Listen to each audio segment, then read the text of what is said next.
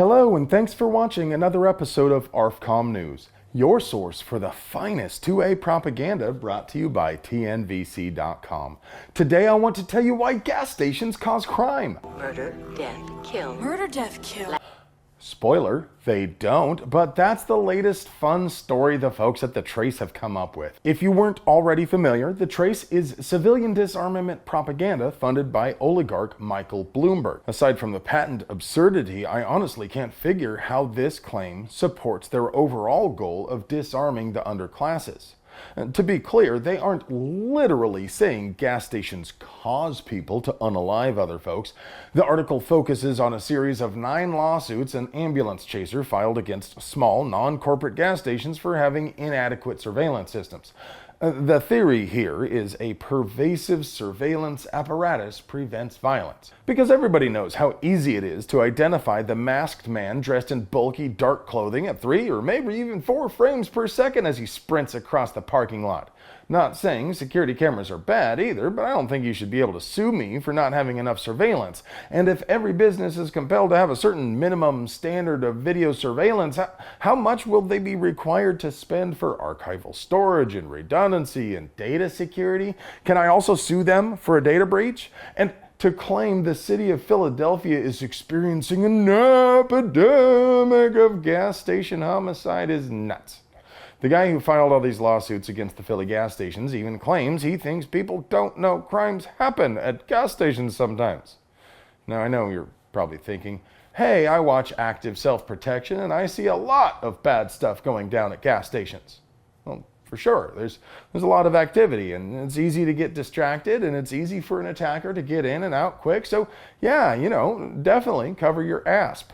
But less than 1% of Philly's homicides take place at a gas station. What do you think? Is it time to begin a frank national discussion about common sense gas station control?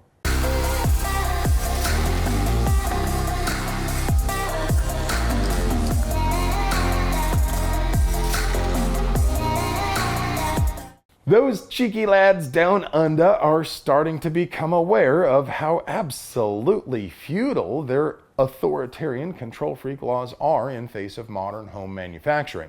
They also seem to be very confused about how 3D manufacturing works. That's not how it works. That's not how any of this works. Well, you just scroll through the menu options past collate and staple to Walther PPK, then select whether you want satin or polished stainless finish, then sit back and wait just a couple of minutes for your fully functioning new heater. Maybe someday. Even if it isn't quite that easy yet, 3D printing and desktop CNC machining make it completely impossible to deny the people their right to bear arms. Still, out of the 80 guns Victorian police seized, the majority seem to be regular factory-built guns. I see a Ludi-style submachine gun, an FGC, and some ARs painted to look like Nerf guns. Come to think of it, if I lived under an authoritarian regime like Australia, I'd probably paint my guns that way too. It ought to significantly reduce the risk of getting snitched out. Wait a second, that middle one is a Nerf gun. Nice try, Aussie McCopface. Back here in Freedom Land, the Third Circuit Court of Appeals decided it's perfectly acceptable to deny non-violent felons their constitutional rights, even after they have served their time. What rationale did they use to arrive at this conclusion, given the strict framework imposed by the Bruin precedent? They pointed to the grossly unjust and obviously unconstitutional practice of oppressing Native Americans and black people and Catholics. And I've said it before and I'll say it again, no matter what crime a man is convicted of, if he is not ready to be trusted with a weapon, then he is not ready to be released. Once he is released, he must be fully restored as a citizen. But it is especially shameful for a person to be denied basic human rights over a non-violent offense. Offenses which in some cases aren't even illegal in other states. The crime in this particular case involved a man who pled guilty to lying on a food stamp application back in 1995. While it is possible for this or other cases involving convicted felons to go on to SCOTUS, it seems unlikely at this point given the courts have ruled similarly in several other cases. What do you think? Should nonviolent felons be allowed to buy guns after they serve their time? Will this decision ever get overturned? Will Scully ever kiss Mulder? We don't really cover a lot of use of force cases on this channel, but when I see one this unusual, I have to pass it on. Joshua Huston, I think, said he slept out in a sleeping bag on his property to catch a burglar and was attacked during the night, so he used his firearm to defend himself. Seems legit. Happened in Florida, not New Jersey, so why is the sheriff's office charging him with attempted murder? Because the physical evidence indicates literally everything he said is bullshit. The deputies found no sleeping bag, but they did find a chair just inside the tree line with .223 brass next to it, and the victim was shot in the back. Oh, and Huston never reported any trespassing or burglary prior to this incident. Now, I know there are inevitably going to be people in the comments telling me there is nothing wrong with lying in wait to kill a human being who comes onto your property, but you're wrong.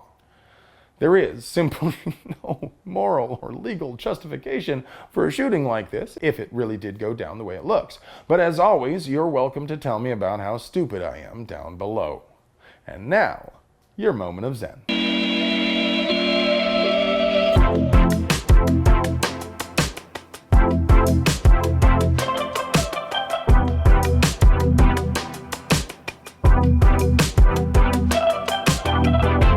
Hey friend, do you like pews and pew-related things? Do you want to help us keep delivering you pure and good American pew propaganda at the low, low price of $3.99? We literally couldn't make this show if it weren't for the generous support of TNVC.com. Purveyors of the finest non-GMO night vision devices handcrafted from fine Corinthian leather in the old world style. They also have mounts, lights, training, swag, and all sorts of other 99% cruelty-free gear to make you the bump in the night. And remember, if you aren't subscribed to our channel, you make puppies cry and Captain America's disappointed. I love you.